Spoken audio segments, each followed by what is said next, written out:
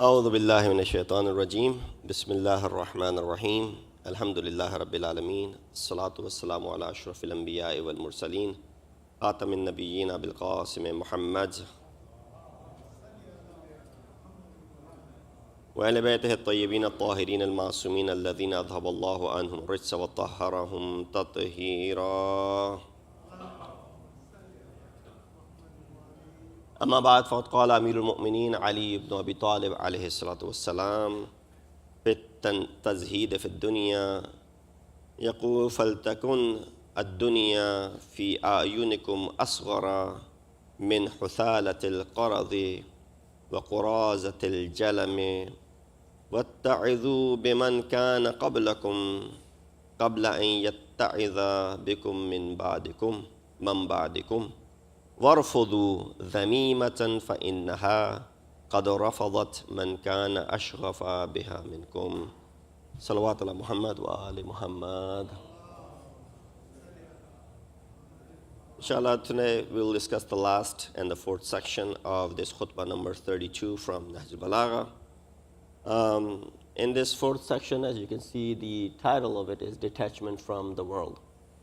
Now, I don't know how much of you guys remember the previous parts, but I'll just show you the titles of each part. Number one was the changing of values, how people were getting used to different norms in the society.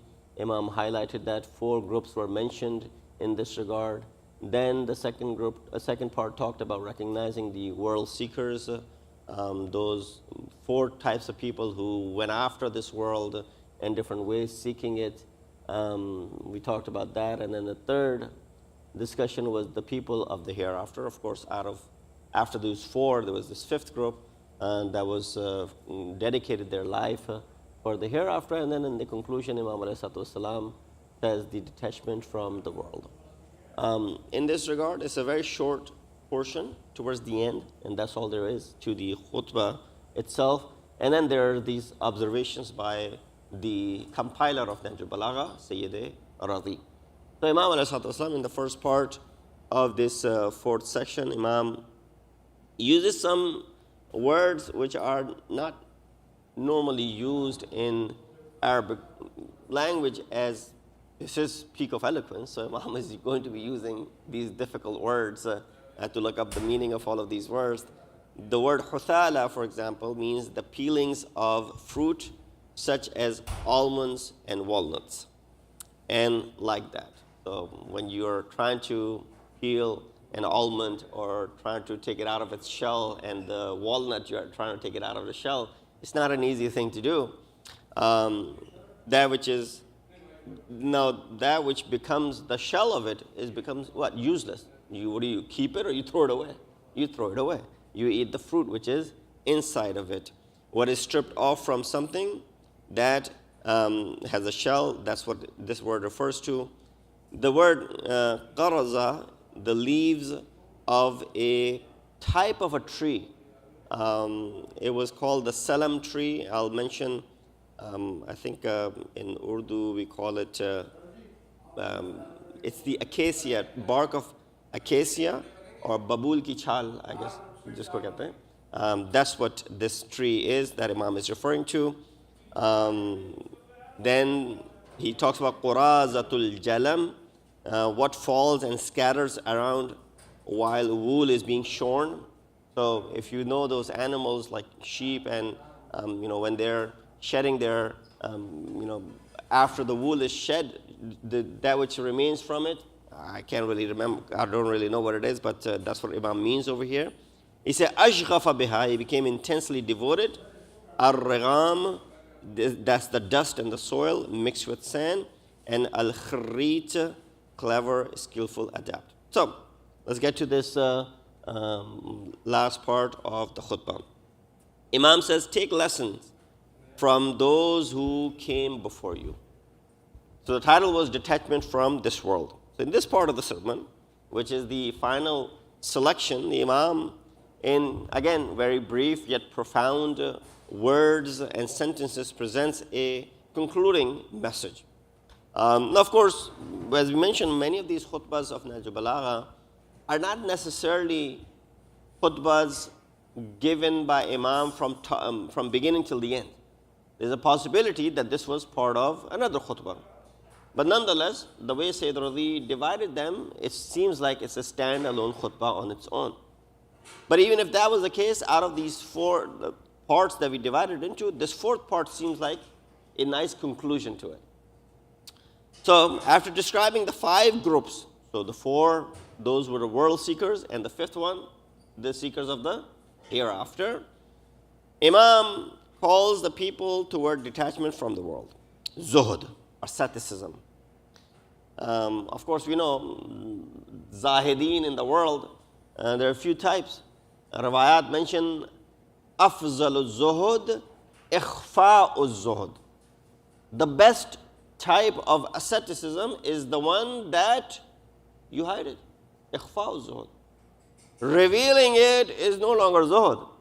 If I'm pumping my chest, walking around, and saying that I do this and I do this, I'm the best zahid there is. I pray Salatul Layl and I fast, during the day all year long, and I read Quran and I do all the good things that you associate with asceticism, which, again, a stereotype. Asceticism is not limited to these things. Praying and fasting and Quran. That's not all asceticism is. Zuhud is beyond that. But that concept of zuhud, which is in our minds, that this person is muttaqi, parhezgar, and Allah wale, and that's it. Nothing beyond that. So if you take that into account, a person says that he's zahid and then he brags about it and boasts about it, that's not what zuhud is. Riwayah says, afzalu zuhud, ikhfahu zuhud. You hide it.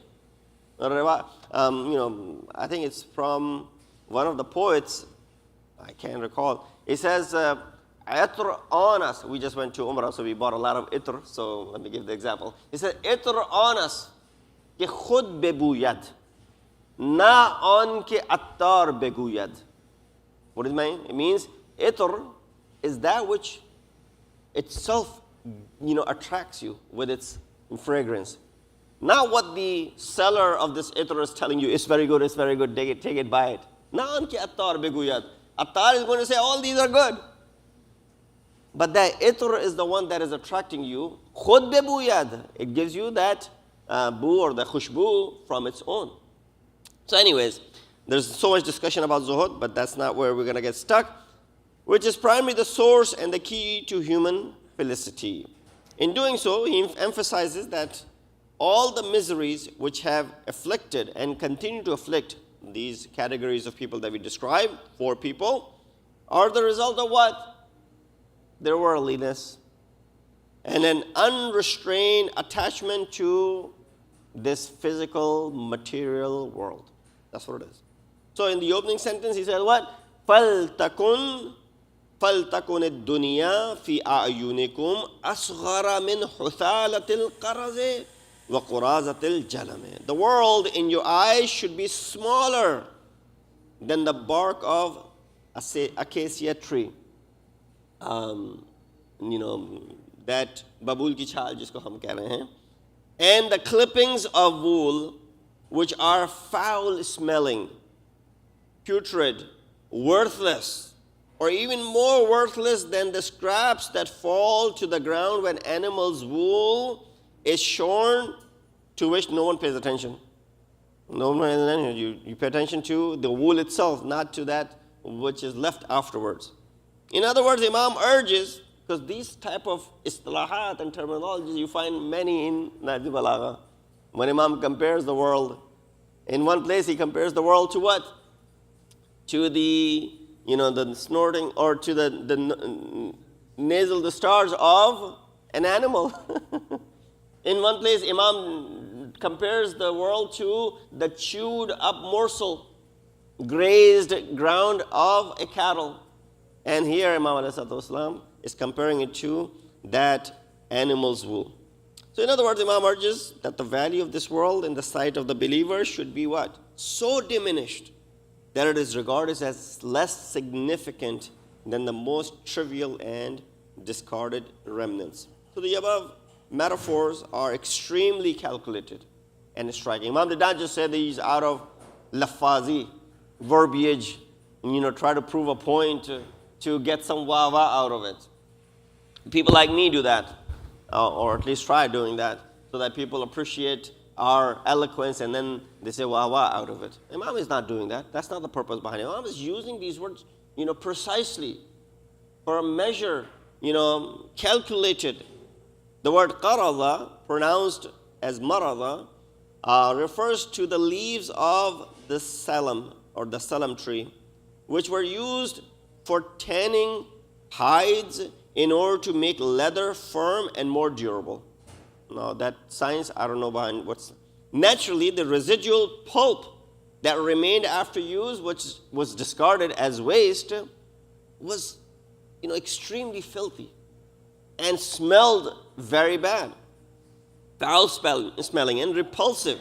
Likewise, when the wool of an animal is shorn, small, useless fragments fall to the ground. These pieces have no benefit whatsoever.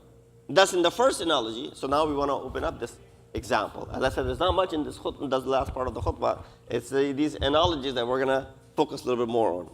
The element of repulsiveness is implied. So don't look at the actual example. What is Imam deriving from that example? That metaphor is the repulsive nature and the foul smelling of that trees, for example, chal jo uski baat ho rahi hai. And then the second analogy, worthlessness is implied. So in first, the putrid, the bad, foul smell, and then the second one is the worthlessness. So Imam is saying, dunya must appear to you as less valuable as these things. That's what dunya should be. Should you be running after something which smells foul and which is worthless? Is it worth running after that? That's what he's trying to get to. So he said this very world whose love of wealth produces tyrants like Qarun, whose craving for status produces oppressive rulers, and whose attachment forms the root of every sin, as expressed in the saying, love of the world is the head of every error. Ra'asu kulli khatiyya.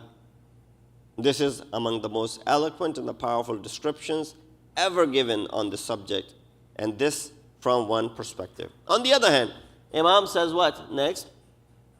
In the second statement, he refers to this transient, ephemeral nature of the world and its blessings, saying, وَاتَّعِذُوا بِمَنْ كَانَ قَبْلَكُمْ قَبْلَ أَنْ يَتَّعِذَ بِكُمْ مِمَّنْ بَعْدَكُمْ. Take a lesson from those who lived before you, before those who come after you take a lesson from you.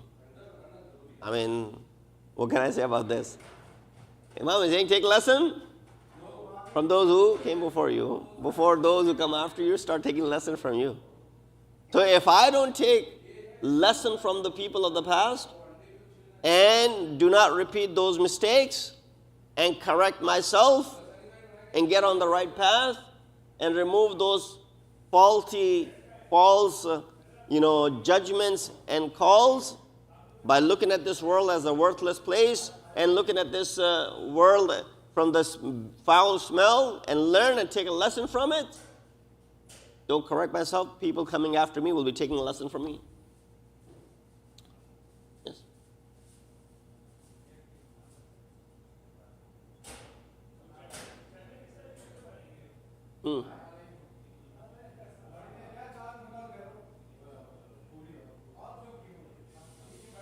Right. So, no, Imam, while he speaks, this is at a personal level, he's telling you, do not attach yourself to this world, but at the same time, Imam says, ad-dunya mata'ul akhirah, mazra'atul akhirah. The same Nahj al-Balagha says, ad-dunya mazra'atul akhirah. This world is treated like a farm, mazra'a, for the akhirah. What do you do in a farm? Do you just let the farm rot and grow bad things on it? You let it grow weed on it and the shrubs and nothing else? No, you use this ground to grow that which is beneficial for you. That which you can use, you can eat. Otherwise, if you let this ground by itself, it's going to grow shrubs and weed and whatnot, which will be of no use. So no, ad-dunya mazra'atul akhirah, use it properly. But when you start producing something good on this world, don't fall in love with it. That's what it means. Because now I have these crops, I have, I'm growing something valuable on it. I got corn all over my farm, and I'm producing in large numbers. Now what happens? While I'm selling it and gaining and getting profit from it, I fall in love with it. So much so that I forget everything else and everyone else around me. That's what is being commanded now. So I don't know, it's very difficult to fathom sometimes for us that so much condemnation of the world, but at the same time this world is the leaping point for us for the next world. Anyways, he says they gathered and accumulated, exactly what the point is. They gathered and they accumulated, then left everything behind and departed. And that's what this world was. You grew all that stuff over here. You did not benefit properly for it yourself. You just kept it for this four-walled place that you were living in. And then you had to depart. Everything stayed over here. Sab, haath pada rah jayega. Right? Everything will just remain. Kuch nahi rahega baaki. Sab yahin par rah jana. Then you're going to be traveling without it. So what would have been good had you used this to benefit you in the hereafter? That's what probably it means. Their ruined palaces, their plundered kingdoms, their overturned thrones, their vanished powers, whose remnants lie scattered across the world before your eyes. We see it. When you go for different places of ziyarat, you go to Iraq, you go to Iran, you go to Syria, there's so many historic places over there to see, which remind you of the people of the past who ruled once powerful people. And what is the remnants of that? Well, some might say, well, at least they had a good life back then. And if you do not take necessary lesson from it, what is the purpose of visiting these places? Quran says, Siru fil ard, travel. It's amr, hukm, travel the earth. فَلْيَنْظُرْ كَيْفَ كَانَ عَاقِبَةُ الْمُكَذِّبِينَ. But then ponder, take lesson. What was the aqibat of those who were mukaththibin?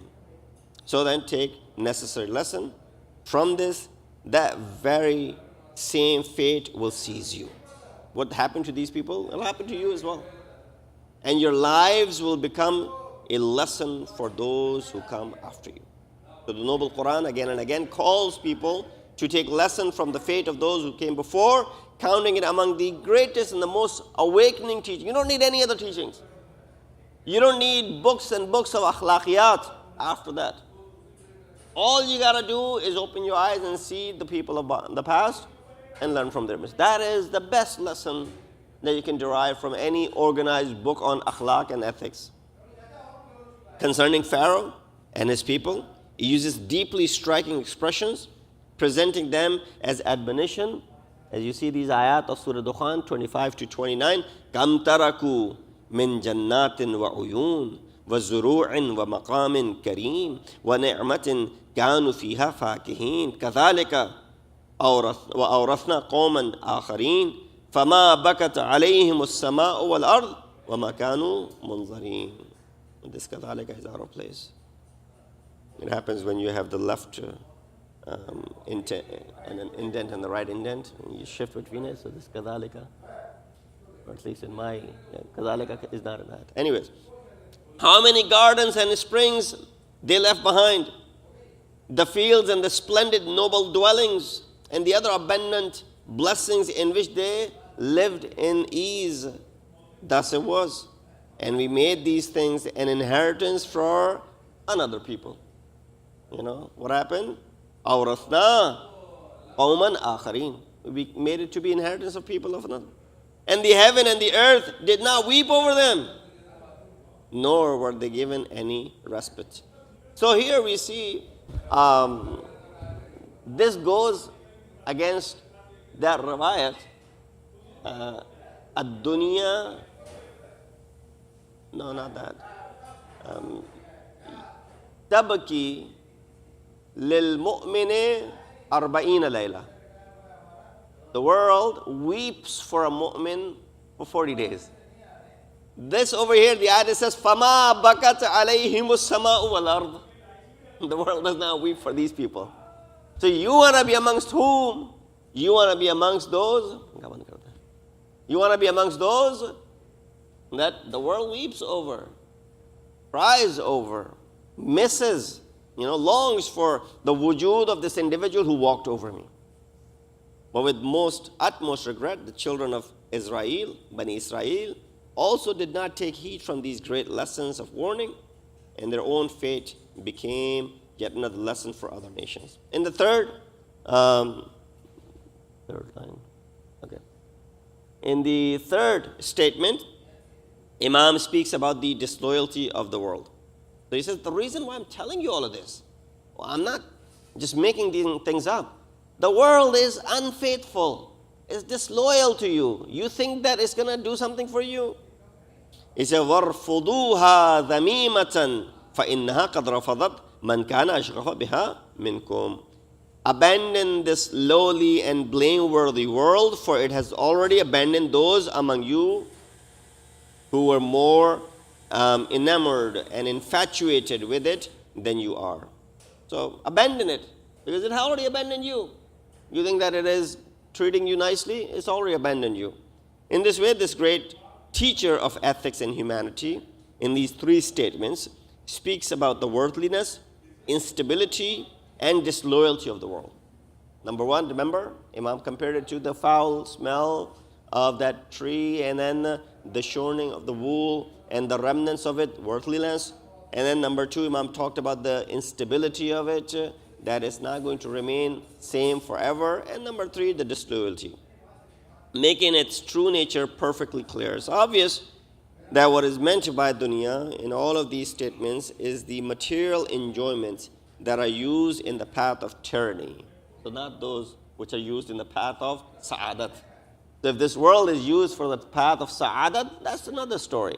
But if this world is used as a step for what? Zulm and injustice and tyranny and rebellion and arrogance and oppression and lust and moral corruption, yes, this dunya is then that corrupted place which will corrupt you.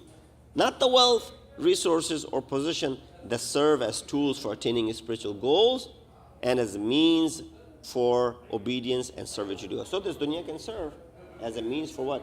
Servitude to Allah subhanahu wa ta'ala. When that happens, then it's a good world. That's why the poet says, Cheest dunya. Do I have that? Yeah, I have that. Cheest dunya, as khuda ghafil shudan, nay tala wa nuqre'e wa farzando zan. What is the world? It is to be heedless of God, not gold and silver, nor children.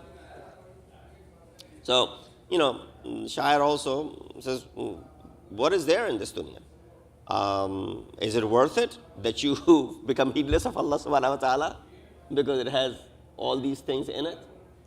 So the words of Syed Rizvi towards the end, at the end of the sermon, Syed Rizvi, the compiler of Nahj al-Balagha, some uninformed individuals, he says, have attributed this sermon to Muawiyah. But without any doubt, this sermon is from the words of Amir al-Mu'mineen, fully in harmony with his lofty spirit and his other eloquent, powerful, and awakening speeches. Other words that Imam has said in this same book or in other places that you find, it's completely in line with Imam's words. Where is gold and where is dust? Imam, he says the word of Ali is gold, the words of Muawiyah are dust. Where is pure, sweet water, which is the word of Ali, and where is salty and bitter water, which are the words of Muawiyah. So he says, well, this proves that in this statement, Amir al-Mu'mineen expresses those highly eloquent, parables and terminologies that are beyond the comprehension of someone like Muawiyah ibn Abi Sufyan. So some people unfortunately associate this khutbah to him. So the proof of this statement is Amr ibn Bahr al-Jahiz, who was skilled in literature and insightful critic of speech. He has included the sermon in his book Al-Bayan wa Tabyin, mentioning that some had attributed to Muawiyah. Then he discusses the matter and says that this sermon resembles far more the speech of Imam alayhi and his method of classifying people, and that Imam Ali is the one more knowledgeable in describing the state of people in situations of dominance, humiliation, dissimulation, and fear.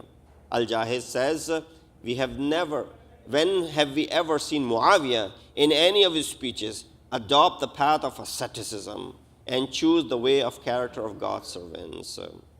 Towards the end, commentator of this khutbah, Nasir Makarim Shirazi, he says the world from the perspective of the friends of God, what was mentioned in this sermon regarding the 5 groups that existed in the time of Imam. So this is a good recap. So inshallah I'll conclude it in a couple of minutes.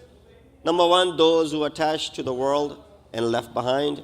Number 2, the tyrannical oppressors. Number 3, the hypocritical ones who sold their religion for the world. And number 4, the false ascetics, Zahideen who were not really Zahid. And number 5, the men of God. Just as we said, it is not confined to the era and the lifetime of that noble person, Ali ibn Abi Talib. It's not about his own time of his own people, and even today in this world. Nor is it something exclusive to his age. In many societies, past and present, similar groups can be found. And he says, the problem of human societies have always arisen from the first 4 groups. They are the main cause of the root cause of these problems, who throughout history have caused immense pain and suffering, spilled much blood, trampled upon the rights of the oppressed, spread corruption, marginalized the supporters of truth and honesty to the extent of their power. They will not see anything that will stop them. Yet, the world never remained loyal to them. Soon the scroll of their lives was folded. They had to die. They had to depart. They abandoned everything and departed. And their lives became a lesson for those who remained behind. So the expressions that the Imam ﷺ uses for each of the 5 groups, along with their signs and characteristics, extremely precise and penetrating, and they serve as excellent guides for recognizing each of these groups. And then, since the root of the crimes and wrongdoing of the first 4, this commentator says, was the world and their infatuation toward this world. Imam, in the end of the sermon, with several powerful statements, kills the spirit of worldliness within the hearts. And then he quotes a hadith in the same reference, because these words, when you look at Awwaluna Muhammad, Akhiruna Muhammad, Awsatuna Muhammad, wa Kulluna Muhammad, that when they're all Muhammad, meaning what? Their words are so aligned with each other. What Prophet has said, Imam is saying the same thing. What Prophet has said was already in Quran as well. So in the noble hadith, it is reported from the Prophet that Atarawna hadhihi huniyatun ala ahliha fa wallahi ad-dunya ahwanu ala Allah min hadhihi ala ahliha. Reported that he passed by the rotting carcass of an animal lying on the side of the road. Ek marawa janwar pada hua tha, maita. He pointed it and said, "Do you see how insignificant?"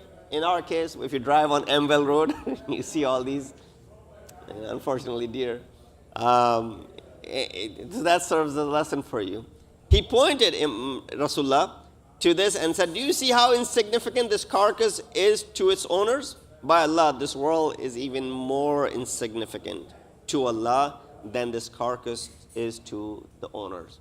If it belonged to you and it died lying on the ground, hit by a car or something, koi puchne wala nahi, koi pursane hal nahi hai, then this world is less worthy than that." Prophet continued in this hadith and pointed several important points. He said, the world is the dwelling place of the one who in reality has no dwelling, and the wealth of the one who has no wealth. Only the one who has no intellect gathers it, goes after it. So you see, all those who have gone after it, lack intellect. Only the one who has no understanding pursues its desires. Only the one who has no knowledge fights over it. Only the one who has no insight envies others for it. We fall in this category because we envy. And only the one who has no certainty strives for it. So Rasulullah mentions this after. And it says in another tradition, it is mentioned that Hazrat Isa, during a moment of unveiling, saw the world in the form of an old, toothless woman upon whom every kind of adornment was placed. So now picture this. An old, मिसाल दी है रसूलुल्लाह ने, बुढ़िया, बुजुर्ग, बूढ़ी, एक दांत रह गया है और उसको जो है वो सोने, चांदी और शादी के लिबास से डेकोरेट कर दिया गया है. That is the example that is being given. That an old, toothless woman upon whom every kind of adornment was placed, he asked her, "How many husbands have you taken until now?" She replied, "Beyond counting." Now, understand, living in a place, in a time where polygamy is okay for women. So we're not talking about something which is haram. Jesus asked, and of course all of this is hypothetical. Jesus asked, "Did they all die or did they divorce you?" She said, "No, I killed them all." So she was dunya. She was dunya. I killed them all. They all came looking for me, running after me, and I took life of every single one of them. Jesus said, "Woe to you, your remaining husbands. How do they not take lesson from the fate of your former husbands?" Hazrat Isa said, these present husbands of this world, take heed from the past husbands of this world. Now, of course, there are much to add to this, but the words of Amir al-Mu'mineen were sufficient. We didn't need this extra explanation. But nonetheless, we ask Allah subhanahu wa ta'ala to give us the tawfiq and ability to be able to say no to the adornments of this world. Wa akhu da'wana and alhamdulillahi rabbil alameen.